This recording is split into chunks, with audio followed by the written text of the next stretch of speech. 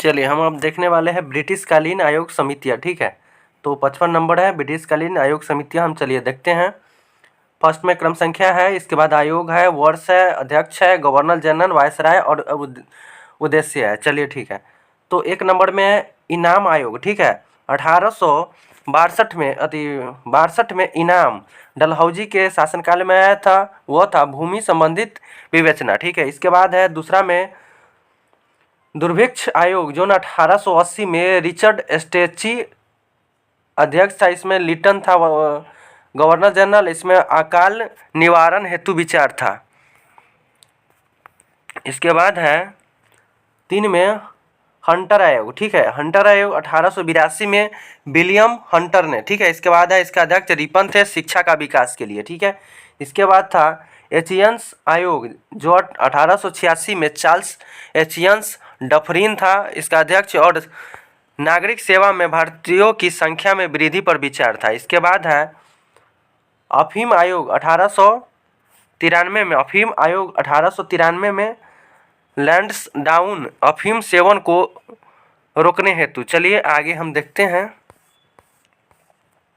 इसके बाद है 6 में है हर्सेल समिति 1893 में। हर्सेल यानी कि लॉस डाउन यानी कि टकसाल संबंधित सुझाव के लिए। इसके बाद है 7 में दुर्भिक्ष आयोग 1898 जेम्स लायल एलिगन जो प्रथम दुर्भिक्ष आयोग की रिपोर्ट पर विचार है। इसके बाद है दुर्भिक्ष आयोग 1901 में एंथनी मैकडोनाल्ड जो इसमें कर्जन अध्यक्ष है और द्वितीय दुर्भिक्ष आयोग की रिपोर्ट पर सुझाव दिया। इसके बाद है 9 में सिंचाई आयोग 1901 में विलियम स्कॉट कर्जन ने सिंचाई में सुधार हेतु वित्तीय विचार। इसके बाद है विश्वविद्यालय आयोग 1902 में थॉमस रेले ने इसका अध्यक्ष कर्जन ने किया था भारतीय विश्वविद्यालय परिस्थिति पर विचार, ठीक है। इसके बाद है 11 में फ्रेजर आयोग 1902 में फ्रेजर कर्जन ने किया था इसका अध्यक्ष। इसके बाद है पुलिस की कार्य पद्धति पर विचार। इसके बाद है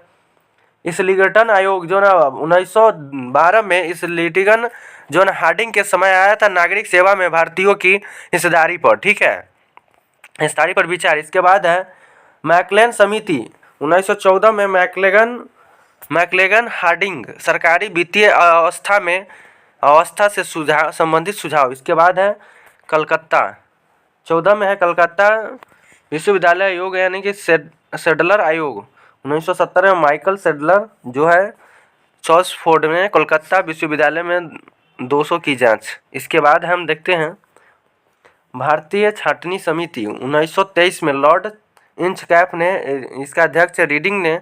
इसके बाद शिक्षा संबंधित विचार हेतु। इसके बाद है 16 में ली आयोग 1924 में लॉर्ड ली ने रीडिंग था अध्यक्ष। इसके बाद लोक सेवा आयोग की गठन की अनुशंसा 1926 में गठन हुआ था। इसके बाद हम आगे देखते हैं सेंट हास्ट समिति 1925 में एंडॉट स्कीन जो रीडिंग के समय आया था जो भारतीय सेना पर भारतीयकरण पर विचार। इसके बाद है 18 में बटलर समिति 1927 में हरकोट बटलर जो इरविन था देश राज्यों अंग्रेजी सरकार के संबंधों पर विचार। इसके बाद है साइमन आयोग 1927 में जॉन साइमन ने इरविन में 1919 ईस्वी के अध्यक्ष की समीक्षा हेतु आया था। इसके बाद है 20 में लिथगो आयोग 1928 में लिथगो आयोग जो इरविन के समय आया था कृषि संबंधी समस्याओं पर विचार। इसके बाद है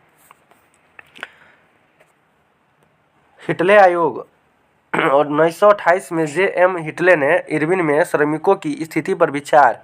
इसके बाद है लिनडसे आयोग 1929 में लिंडसे ने इरविन में भारत में मशीनरी शिक्षा के विकास हेतु। इसके बाद भारतीय वैधानिक आयोग 1929 में फिलिप हार्टेंग इरविन है शिक्षा की स्थिति की समीक्षा करने हेतु। इसके बाद है सप्रू समिति 1934 में तेज बहादुर सप्रू विलिंगटन बेरोजगारी की समस्या की समीक्षा हेतु। इसके बाद भारतीय परिसीमन समिति 1935 में लॉर्डी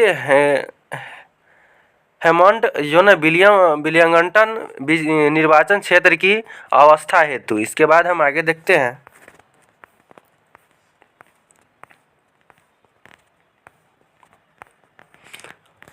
26 में राष्ट्रीय योजना समिति जो 1938 में जवाहरलाल नेहरू ने किया था लिनिथगो आर्थिक योजना के लिए। इसके बाद है 27 में क्रिप्स आयोग। 1942 में स्टॉपफोर्ड क्रिप्स ने लिनिथगो भारत के राजनीतिक गतिविधियों दूर करने हेतु। इसके बाद है कैबिनेट आयोग। 1946 में पैथिक लॉरेंस ने बेबल में भारतीयों को सत्ता हस्तांतरित करने पर विचार हेतु। इसके बाद है 29 में दुर्भिक्ष जांच आयोग, यानी कि 1943 में सर चार्ल्स बेबेज वुड जो न बंगाल के अकाल के कारणों पर विचार हेतु। इसके बाद है 30 में सार्जेंट आयोग। 1944 में सर जॉन सार्जेंट बेबल शिक्षा के विकास हेतु।